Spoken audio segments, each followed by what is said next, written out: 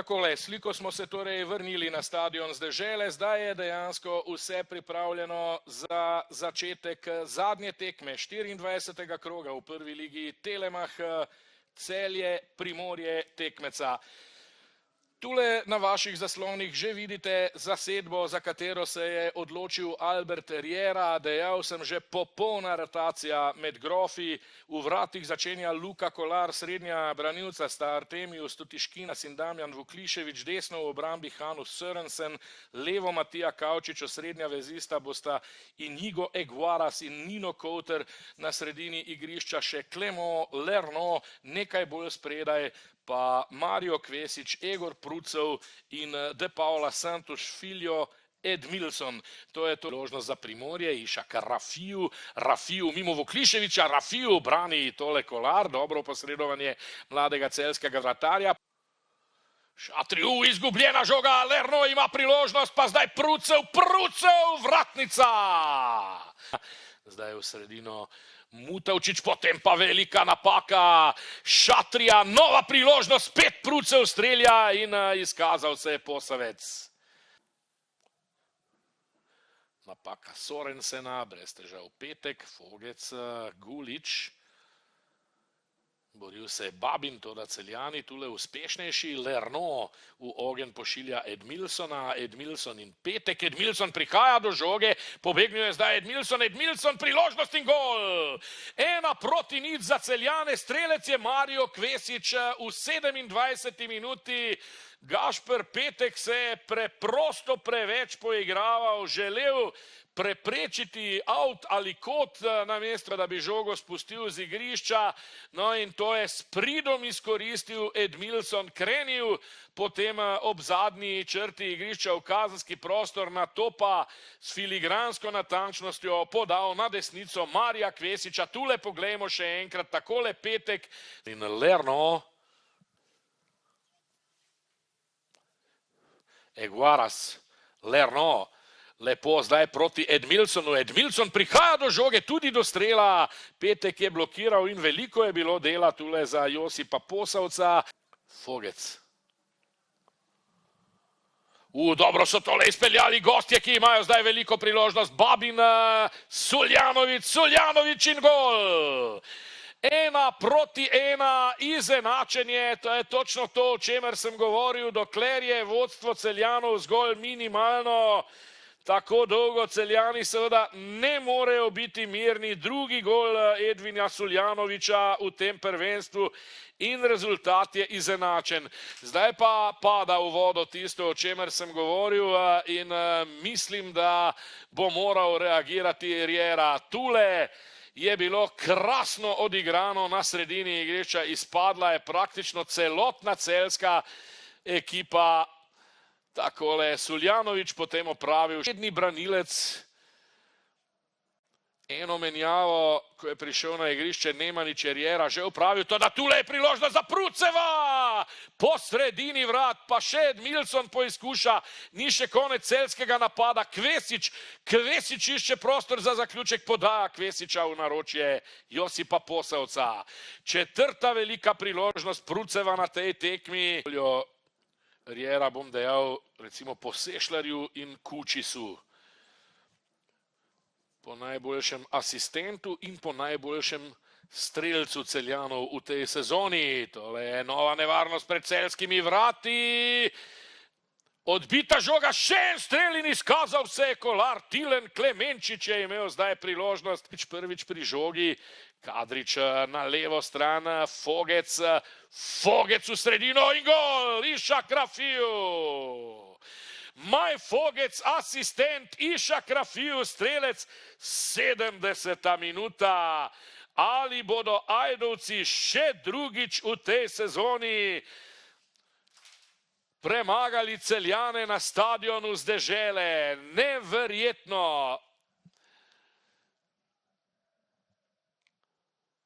Enostavno so se igrali z ognjem Celjani, to sem dejal že prej.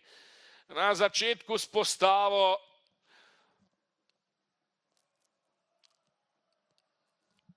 pa so nekako padli morda tudi preveč v cono udobja, ko so vodili ob polčasu.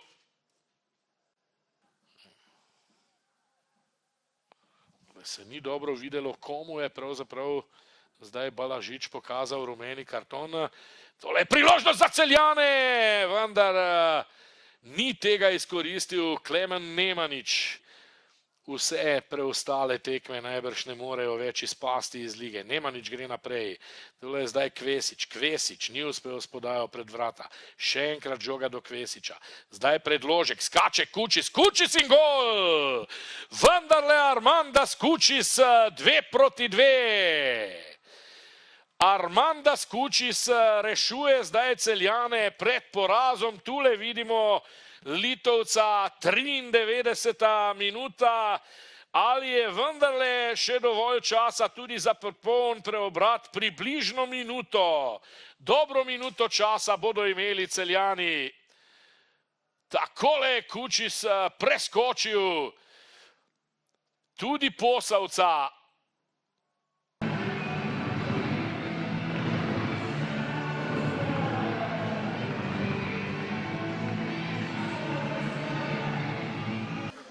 Tilen, tekma, v kateri ste zaostajali, pa tudi vodili, na koncu pa osvojili točko. Glede na vse, ko povlečete črto, kako ste zadovoljni? Pa sigurno ostaja nekaj grenkega preokusa, glede na to, da smo še v praktično 92-93 vodili za en gol. Ampak ja, ne glede na to, mislim, da smo prikazali eno dobro igro, se vrnili v tekmo nazaj, držali dobro v obrambi. Tako da ja, moramo gledati pozitivne strani in smo lahko tudi zadovoljni na koncu tudi s to točko. Že v sredo vas čaka nova težka tekma doma z Mariborom, ki je premagal Olimpijo in je zdaj odkrito v boju za naslov. Kaj lahko pričakujemo z vaše strani? Pa mi gremo vsako tekmo na zmago, tudi v sredo bomo šli tako, vemo, da nas čaka ena težka tekma. In ja, upajmo na najboljš, dobro se spočiti in se dobro pripraviti za sredo. Hvala. Mario, najprej čestitke za vaš zadetek. Vodili ste po tem golu z 1-0. Zdelo se je, da imate vse pod nadzorom, potem pa se je sredi drugega polčasa vse nekako podrlo. Ujeli ste na koncu sicer točko, ampak kako ste zadovoljni na koncu s tem? Hvala prije svega na čestitkama.